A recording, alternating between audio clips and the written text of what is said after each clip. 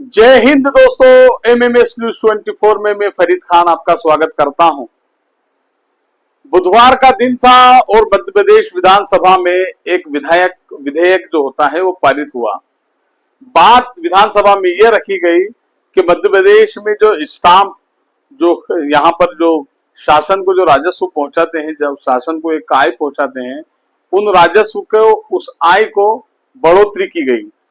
वो बढ़ोतरी भी करना हमेशा कहीं ना कहीं जरूरी होता है, लेकिन इस कदर बढ़ोतरी करना कहां तक लाजमी है ये तो हम लोगों को समझना पड़ेगा। बुधवार को विधानसभा में जब बात उठाई गई कि जो स्टाम्प, आम भाषा में हम समझे, जो स्टाम्प 50 रुपए का स्टाम्प होता है, अब वो स्टाम्प हमें लोगों को 200 रुपए में खरीदना पड़ेगा। मतलब छोटी छोटी जो हम लोगों को नोटरियां करानी पड़ती है, वो नोटरी हमको 100, कोई वकील है, कोई 150, कोई अलग अलग किस्म से लेते हैं, जो 200 रुपए लेते हैं। तो अब वो नोटरी सीधे सीधे हमको 400-500 रुपए की होगी। उसके अलावा हमको ये मान लीजिए कि जो हमको 100 रुपए का स्टाम्प खरीदना पड़ता था, अब वो स्टाम्प सीधे सीधे हमको 400-500 रुपए के करीब पड़ेगा। 1000 रुपए का जो काम हमको नोटरी के लिए जो स्टाम्प लगते थे या जो भी हमको एग्रीमेंट के लिए लगते थे, वो सीधे सीधे अब हमको 5000 रुपए का फटका पड़ेगा। इस मामले में शासन का यही कहना है, वित्त मंत्री जी का भी यही कहना है कि बहुत ही जल्द इस मामले में ये चीजें सामने आएगी कि लोगों को फायदा पहुंचा है। हालांकि इस मामले में एसटी, एससी और ओबीसी के लोगों को इससे दूर रखा गया है। उनको इससे फायदे की बात कही गई है कि उन लोगों को ये नहीं चुकाना है।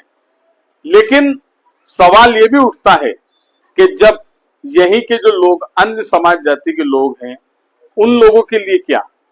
शासन ने एक वर्ग के लिए एक ये मान लीजिए आप उनको राहत दे दी, लेकिन शासन ने लोगों के साथ कुठाराघात की स्थितियां तो जरूर की है। ये अभी शुरुआत नहीं हुई है, लेकिन बहुत ही जल्द इसकी शुरुआत हो जाएगी। जो 5000 रुपए का जो हम लोगों को कहीं ना कहीं लगता था, स्टाम्प की ड्यूटी भरनी पड़ती थी, अब वो सीधे 10,000 रुपए पर जा पहुंचेगी। ये किस तरीके का व्यवहार है शासन का और सरकार का?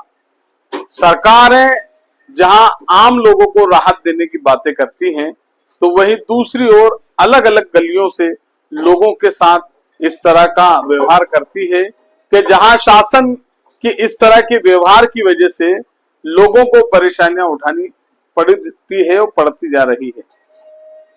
बहुत सी सरकार की ऐसी स्कीमें हैं जो आम लोगों को राहत देने का काम करती है, लेकिन उसके साथ बहुत सी ऐसी चीजें हैं, बहुत सी ऐसी स्कीमें हैं जो किसी ना किसी अलग अलग रास्ते से आम लोगों के साथ छल कपट सी सामने आती हैं।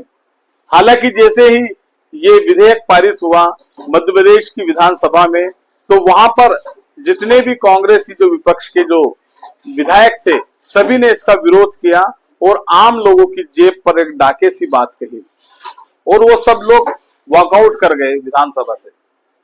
विधानसभा से जाना, उन लोगों का विरोध करना इसलिए भी लाजमी है क्योंकि बात आम लोगों की है।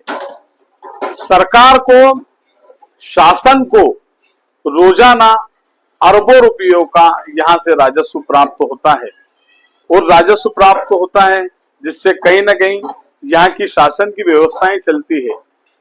जो लोग देते हैं, जो लोग जरूरतमंद है, जिनको नोटरी करवाना है, जिनको एग्रीमेंट करवाना है, अलग अलग तरीके के जो एग्रीमेंट करवाते हैं, वो लोग तो देते ही हैं। लेकिन उसके बावजूद भी इन कागजी पुलिंदों में आखिर इस तरीके से जो बढ़ोतरी की जा रही है, वो कहां तक लाजमी है, कहां तक जरूरत है?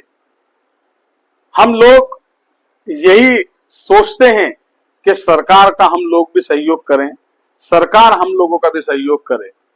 पेट्रोल पर अलग अलग तरीके से, जिस तरीके से अन्य राज्यों की तुलना में मध्य प्रदेश में जिस तरीके से यहाँ पर कर लिया जाता है, यहाँ पर उस तरीके से अन्य राज्यों में नहीं लिया जाता है।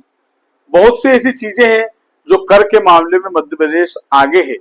हम लोगों को ये देखना और समझना होगा कि शासन ने ये जो निर्णय लिया है यहाँ पर विधानसभा में जो निर्णय पारित हुआ है क्या सही है या गलत है। नमस्कार।